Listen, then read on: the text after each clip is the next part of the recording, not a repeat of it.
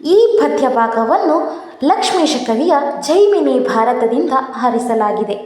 ಶ್ರೀರಾಮನ ಆದೇಶದಂತೆ ಲಕ್ಷ್ಮಣನು ಸೀತಾದೇವಿಯನ್ನು ಕಾಡಿನಲ್ಲಿ ಬಿಟ್ಟು ಬರುವ ಸನ್ನಿವೇಶ.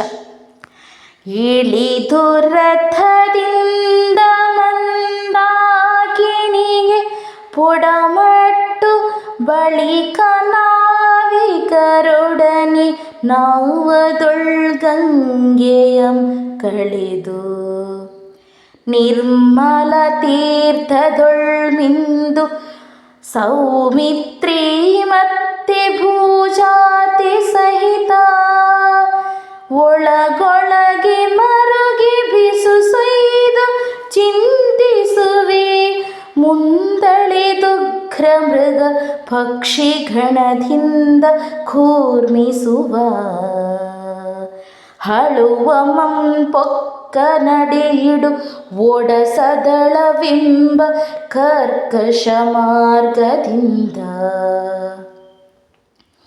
ಎಲ್ಲಿ ಮುನಿಪೋತ್ತಮರ ಪಾವನದ ವನದಿಡಿಗಳು ಎಲ್ಲಿ ಸಿದ್ಧಾಶ್ರಮಗಳ ಮಂಗಳ ಸ್ಥಳಗಳು ಎಲ್ಲಿ ಸುಹವಿಯಗಳ ಪೊಗೆದಗ್ನಿಹೋತ್ರದ ಕುಟೀರಂಗಳು ಎಲ್ಲಿ ಪರಿಚಿತವಾದ ವೇದ ಧ್ವನಿಗಳಲ್ಲಿ ಗುಯ್ಯದೆ ದಾರುಣದ ಕಟ್ಟಡವಿಗೈಕೆ ತಂದೆ ಸೌಮಿತ್ರಿ ಹೇಳೆಂದು ಜಾನಕಿ ಸೊಯ್ದಳು.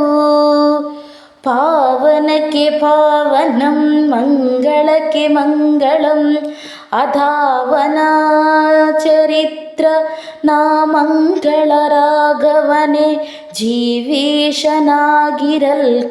ಧನಂಘ್ರಿಯನಗಲ್ಚಿಗ ನಾಂ ಬಂದ ಬಳಿಕ ಈ ವನದೊಳಿನ್ನು ಪುಣ್ಯಾಶ್ರಮಂ ಗೋಚರಿಪುದೇ ವನಚದರಳ ನುಳಿದಾರಡಿಗೆ ಬೊಬ್ಬುಳಿಯ ಪೂವಿನೊಳ್ಮಾದುಂಟೆ ಸೌಮಿತ್ರಿ ಹೇಳೆಂದು ಸೀತೆ ಪೊದಗುಳಿಗೊಂಡಳು. ನರನಾಥ ಕೇಳ್ ಅವನಿಸುತೆ ನುಡಿದ ಮಾತಿಗುತ್ತರವನಾಡದಿ ಮುನಿದೊಳೆರೆನೊಂದು ರಾಘವೇಶ್ವರನೆಂದೆ ಕಷ್ಟಮಂ ಪೇಳ್ದೆಪೆನೋ ಮೆನ್ನುಸಿರದಿರ್ದಿಪೆನೋ ನಿಷ್ಠೂರದೊಳ್ ರಾಣಿ ಕುಲ ಸೌರಾರ್ಭ ರಾಣಿ ಬನಸಿ